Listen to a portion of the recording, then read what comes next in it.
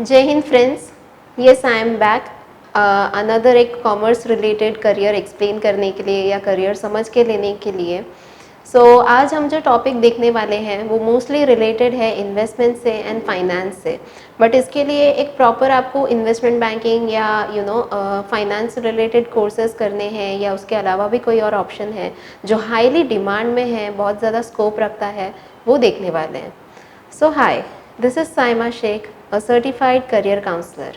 IIKD Gurukul के ये new cross road series में आप सबका वेलकम करती हूँ। आज हम टॉपिक कवर करने वाले हैं जिसका नाम है CFA, which means to chartered financial analyst. Chartered financial analyst एक ऐसा प्रोग्राम है जो पोस्ट ग्रेजुएशन कई कई कंट्रीज़ में माना जाता है। एंड एज आई सेड अपने प्रीवियस वीडियोज़ में भी कि काफ़ी अंडर डेवलप्ड कंट्रीज़ में इसे पोस्ट ग्रेजुएशन प्रोग्राम तो नहीं मानते हैं, लेकिन एक सर्टिफाइड कोर्स या एक बोल सकते हैं आप एडिशनल कोर्स इसे माना जाता है।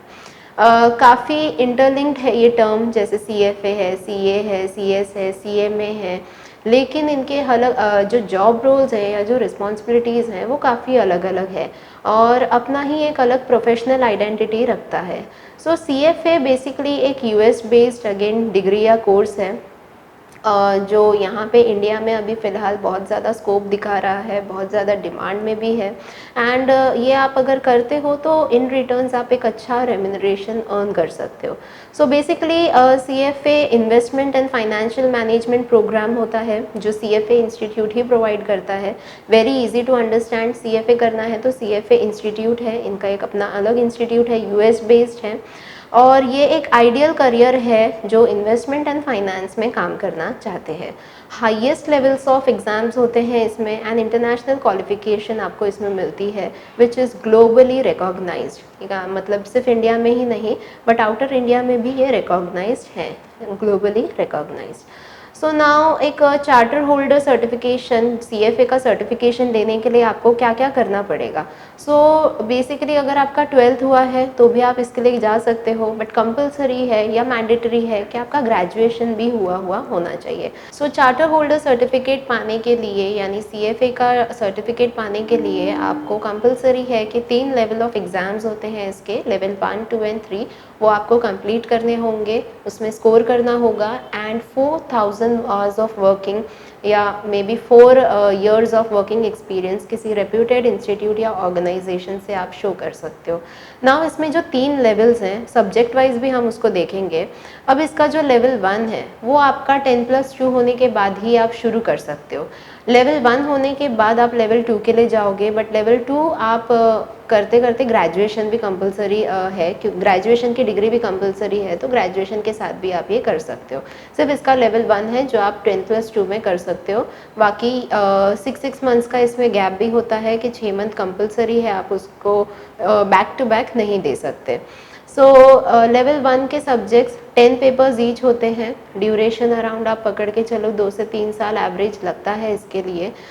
10 पेपर्स में सब्जेक्ट कौन से होंगे आपके।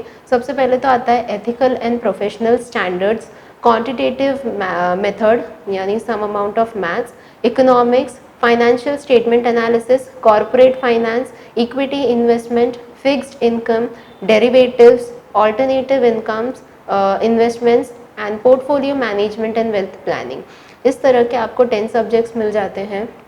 वेटेज इसका अराउंड 15-20%, 8-12% इस तरह से मिलता है ना। आपको इसका कंप्लीट डिटेल अगर आपको इन रिटर्न या इस तरह से चाहिए तो अगेन आप इसके CFA के जो उनकी खुद की जो वेबसाइट है उसको भी आप चेकआउट कर सकते हो, वहाँ पे मोस्ट ऑफ द डिटेल्स वहाँ पे दी हुई हैं।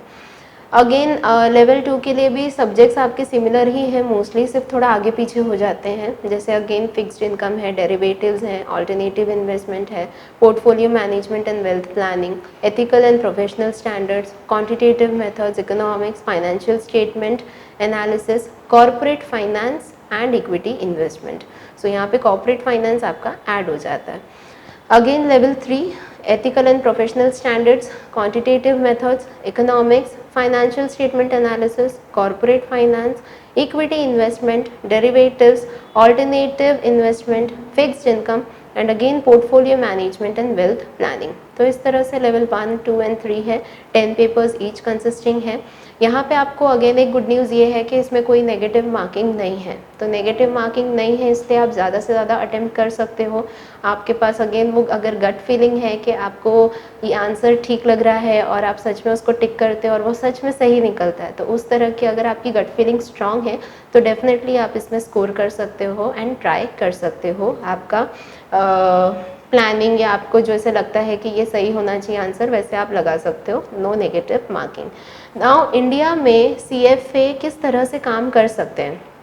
CFA किसी भी फॉलोइंग इसके लिए इंस्टीट्यूट के लिए या इस तरह के ऑर्गेनाइजेशन के लिए काम कर सकते हैं, जैसे इन्वेस्टमेंट बैंक्स होते हैं, कोई R&D फर्म होता है, रिसर्च फर्म होता है, ऑल्टरनेटिव इन्वेस्टमेंट फर्म्स होते हैं, म्यूचुअल फंड्स हैं या ब्रोकिंग फर्म्स हैं, कमर्शियल बैंक्स हैं, असेट मैनेजमेंट फर्म्स हैं, तो इन सब जगह पे एक CFA काम कर सकते हैं।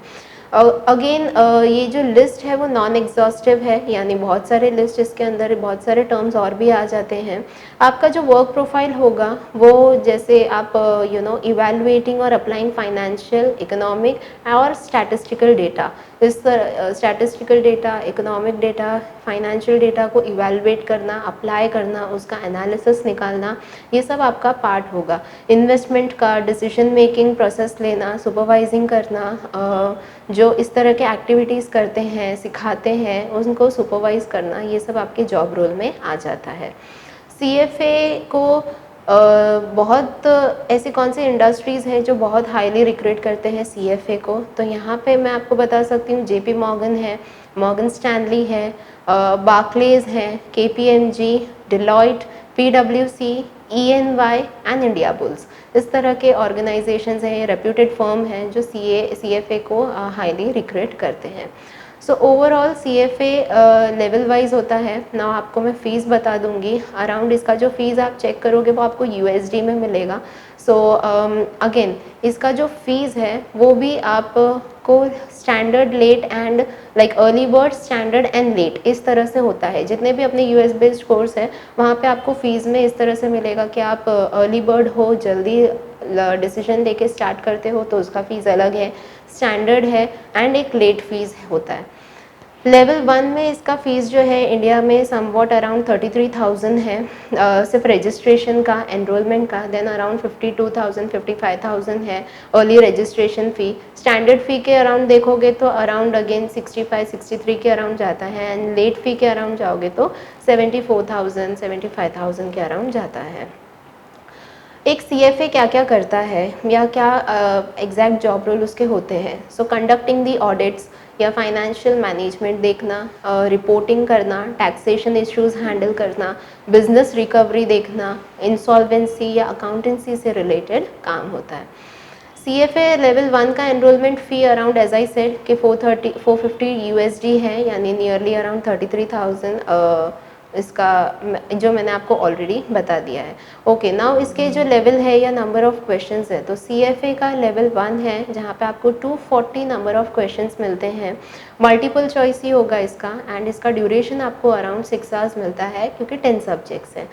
CFA लेवल 2 में again 120 number of questions, combination of questions and essays both, and nearly around 6 hours of duration.